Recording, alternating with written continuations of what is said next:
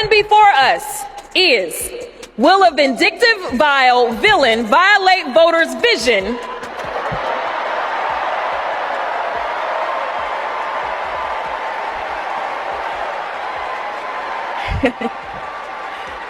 for a better America or not? I hear alliterations are back in style. We deserve better. We deserve a president who can be a bright light in a sea of darkness. One who will pull us forward, because we won't go back. And of course, she hit on his delusional claims about winning the 2020 election. Jasmine didn't just debunk it, she demolished it, ran it over with a truck, and set the remains on fire for good measure. She compared Trump to that one guy who loses a game of Uno, flips the table, and then insists he actually won because he had a gut feeling. The reality check was swift and brutal. He lost. He lost harder than a toddler playing chess against Magnus Carlsen. Harder than a first-time gym bro trying to bench press 300 pounds. Harder than a middle schooler who just got friend-zoned in front of the whole cafeteria.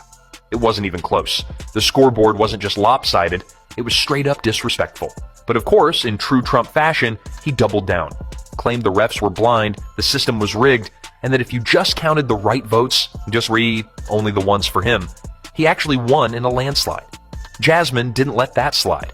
She rolled the receipts, played the tape, and shut it down faster than a bootleg streaming site in a major lawsuit.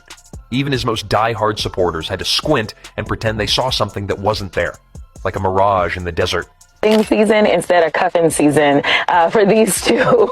Listen, I think that Donald absolutely wants to cut the strings, but he really doesn't know how. I mean, this is a guy who has always decided that he wanted to surround himself with people that had money and or power. And right now, all he cares about is money. Listen, for those that felt like he was going to be their savior and be the guy that was looking out for the middle class, he has never been middle class. And so he's not looking out for them. We know that he is filling his cabinet, or at least attempting to fill his cabinet, with other people that are very wealthy. He is looking out for his future and what that will look like. And so that's why it is difficult for him to cut the strings, because he needs Elon.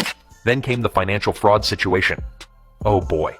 Trump swears up and down that he's a billionaire, yet somehow his bank account looks shakier than his grip on reality. Jasmine shredded him over his fake wealth, pointing out that every time a judge asks him to pay up, he suddenly can't find the money. 1 minute he's rich enough to buy the moon, and the next, he's out here acting like a broke college student avoiding a landlord. I'll get you next week, bro, I swear. Just waiting for my inheritance check from my Nigerian prince cousin. She highlighted how his financial situation is like one of those Instagram influencers flexing on a private jet, until you realize it's just a rental and they're only sitting there for the photo shoot. The man's empire is built on monopoly money, and every time someone asks for an actual dollar, he suddenly goes radio silent. Billionaire where? At this point, even Mr. Krabs has more liquid assets than him. Thank you for watching my short video today. Don't forget to like and subscribe. See you soon.